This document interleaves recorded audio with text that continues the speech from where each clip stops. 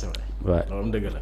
jërëjëf merci beaucoup Thioune alors nu dugg ci wàllu actualité nu doole ak sortie bi nga xam ne Ismaïla Madior Fall def na ko nag démb ñeel li nga xam ne nag moo di dossier bu ñuy waajal fële muy mise en accusation fële ci haute cour de justice député di ko daal di waajal moom nag jàpp na ni lépp loo xam tey ji mbirub surfacturation la nu ko koy toppee amaan na loolu amul ndax entrepreneur bi gagné woon boobule marché daf ko bëggoon a may lu tollook ci 50 millions mu daal di bañ waaye tamit ci li nga xam ni moo di beneen dossier bi ñeel li nga xam ne nag moo di mbiru bracelet électronique yi moom jàpp na ni loolee ab règlement de compte la moom ak l'actuel ministre de la justice ndax dafa mel ni rek ku bëgg a jël revanche am ginnaaw bu mu ko jëlee woon fële ca parquet bu Ndakaaru daal di koy remplacer ak ki nga xam ne nag moo di Ibrahima Bakhoum alors Thioune yow it nan nga jàngatee sortie bi nga xam ni Ismaïla Madior Fall def na ko nag démb par rapport ak la situation actuelle.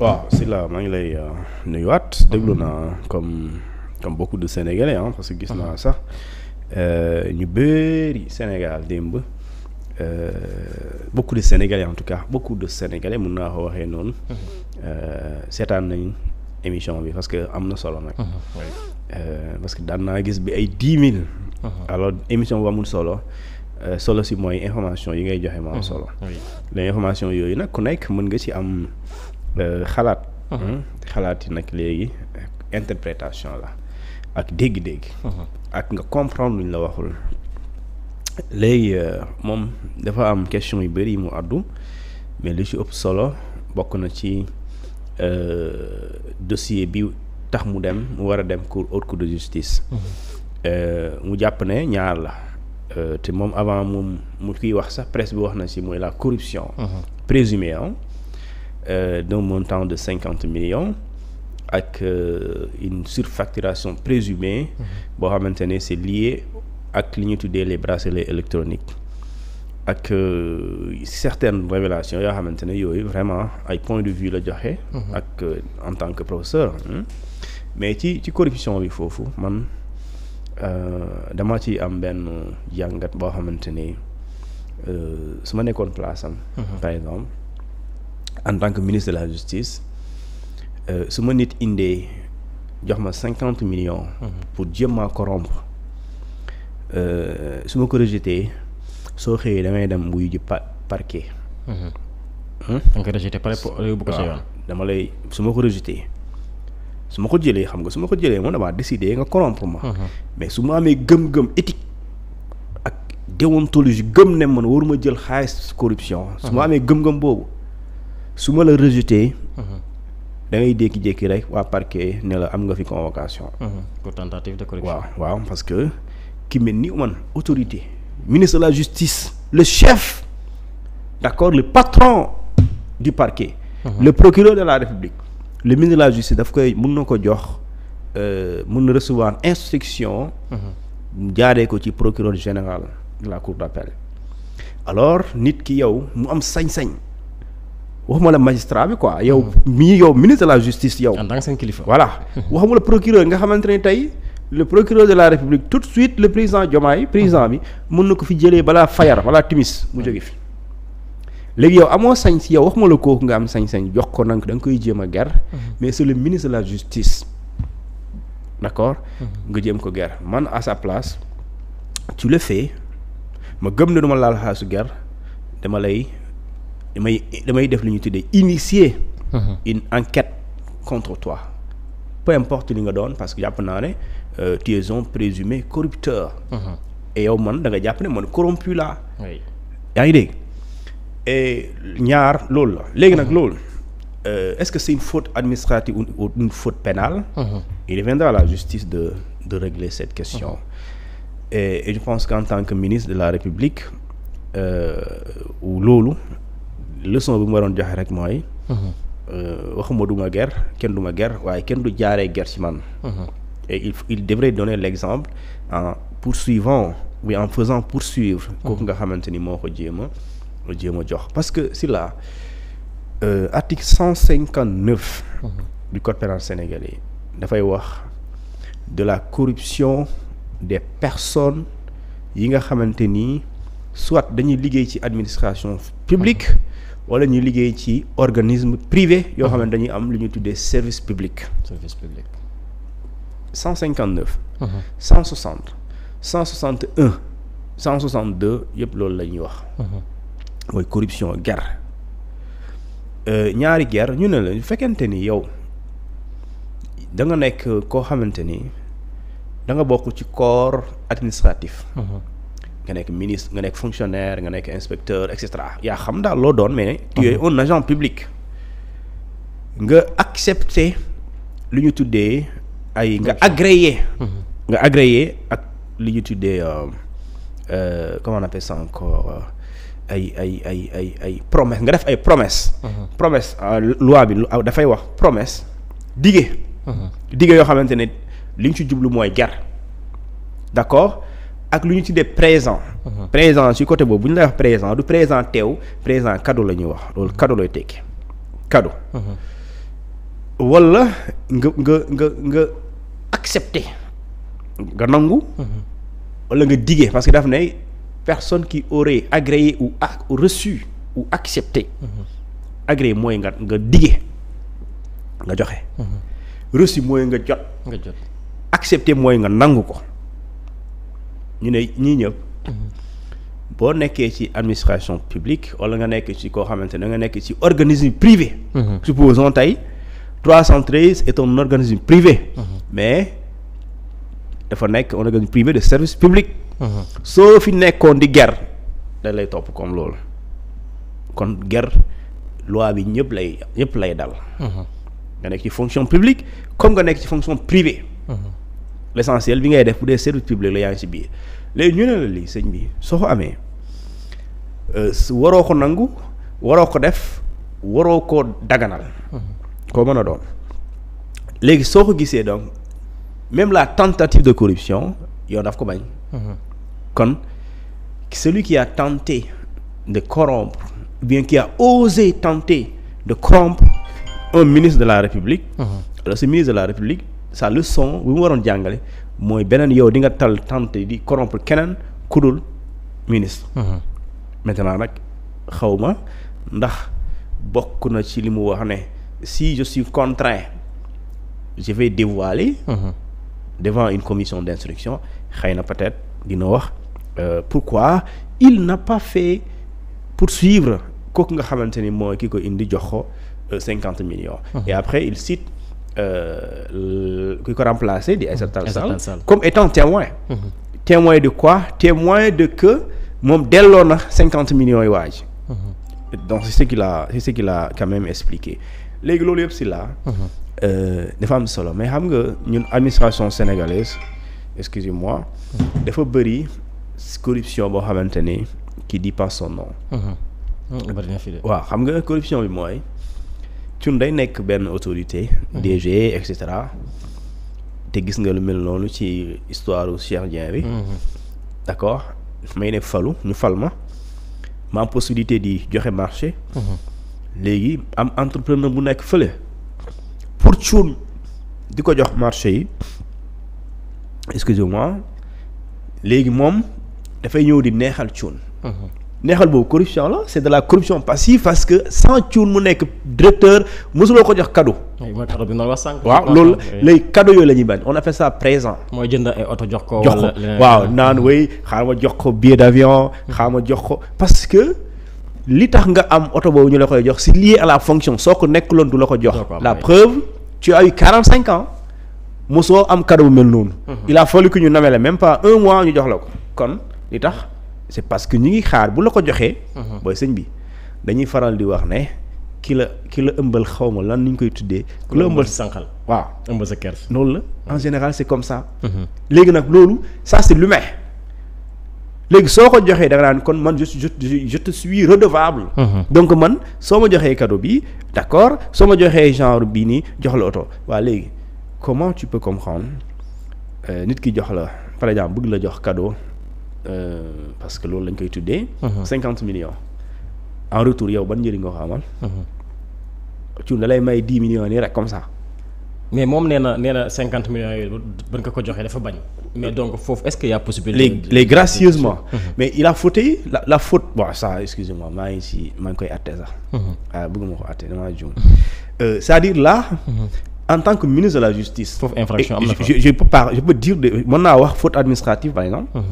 xam nga démb mu ngi naan la il y a ce qu'on appelle la faute pénale et la faute administrative. bokkul wax na dëgg. mais est-ce que administrativement il n'a pas fauté.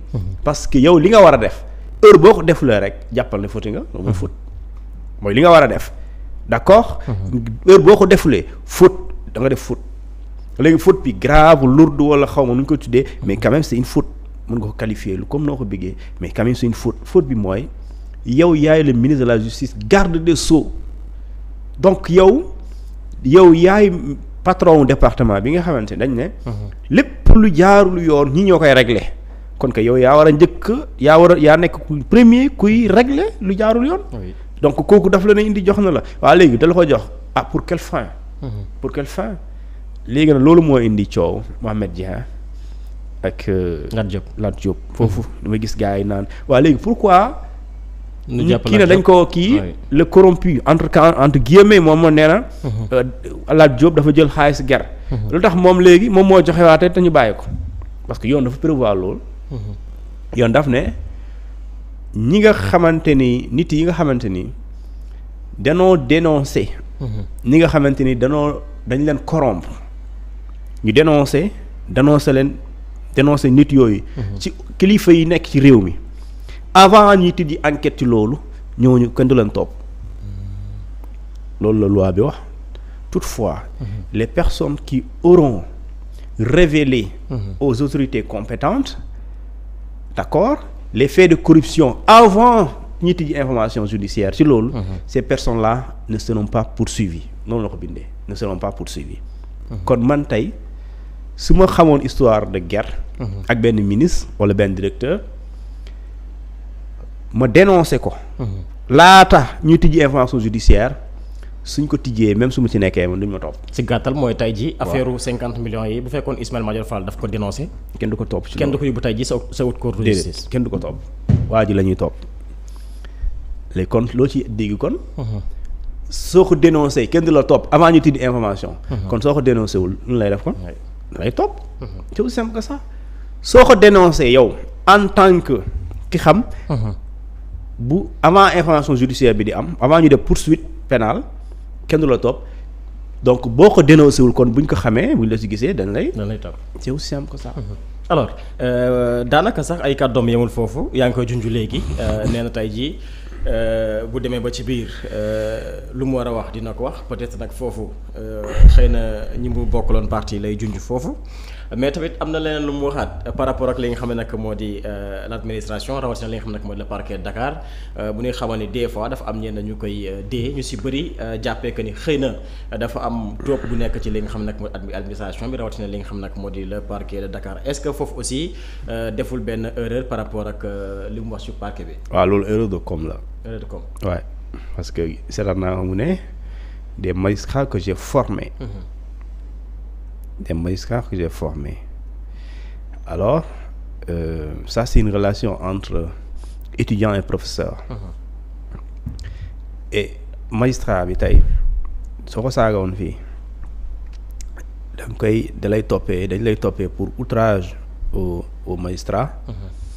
mais moom du taxaw du def conférence de presse magistrat boobu di tontantoog yow. parce que dafa am obligation de réserve. il est tenu par un secret. professionnel boo xamante ni moom loolu bu ko doonuloon du ko xam c'est-à-dire que lépp loo xamante ni fonction moo tax nga xam ko waruloo ko dafa am limite waruloo ko wax mu génn donc loolu mooy secret obligation de réserve amuloo choix tu es obligé nga garder ko. mooy secret professionnel d'accord et le secret professionnel waroo ko dévoiler léegi ça veut dire quoi. Étant donné que même yaa nekkoon professeur am yaa ko jàngal. licence 1 et ba master 2 ok ça reste dans le cadre d'une relation entre professeur et étudiant.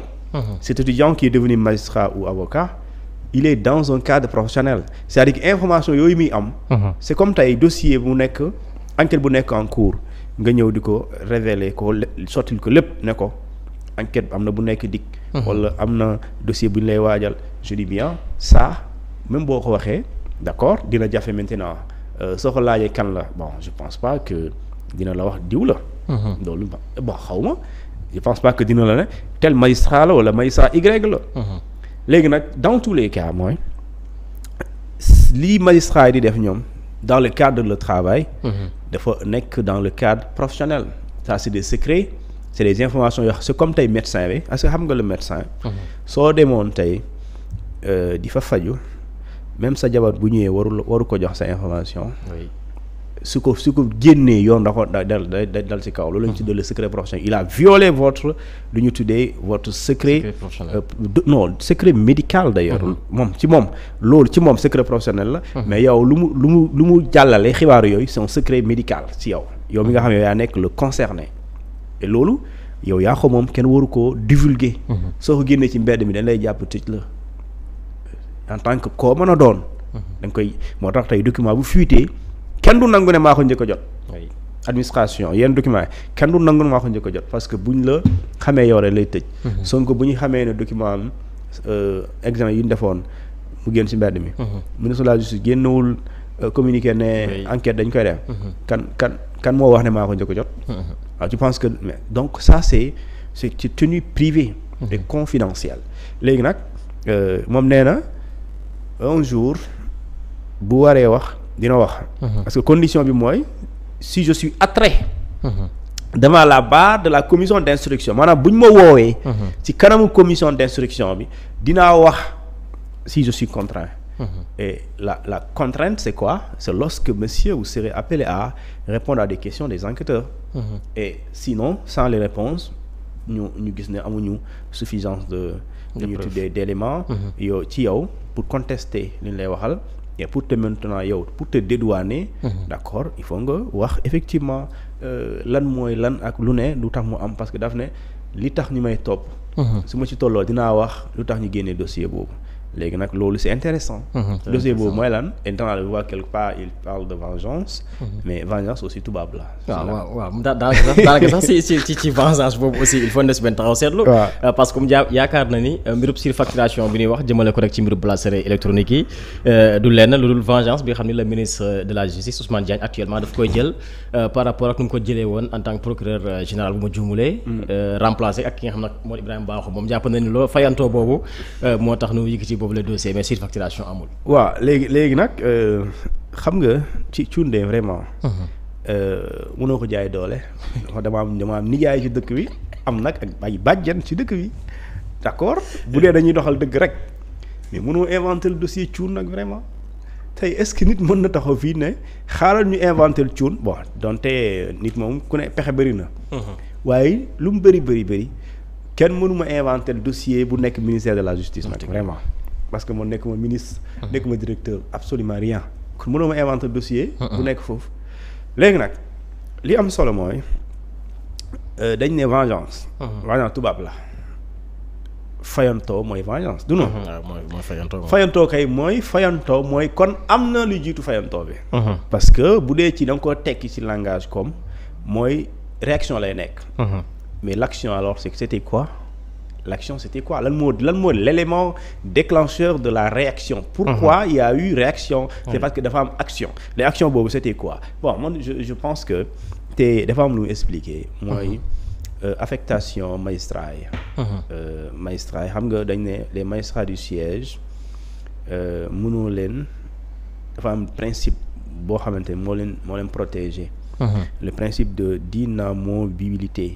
d'inamovibilité plutôt. bi nga xamante ni soo ko bëggee affecté dama koy laaj su bëggul du dem. léegi moom nee na Diagne actuel ministre bi. bu ñu ko waree affecté daf ko laaj. en tant que mag nga est-ce que léegi dafa am ñetti choix su ma juumlee mu ne ko benn bi Thiès benn bi Dakar beneen bi xaw ma fan mu ne ko tànnal après ci la ko kooku ne tànn Dakar mu ne Thiès sax au cas où tànnoo Dakar Thiès. moo gën a jege. comme ça mën nga dem di ñibbisi.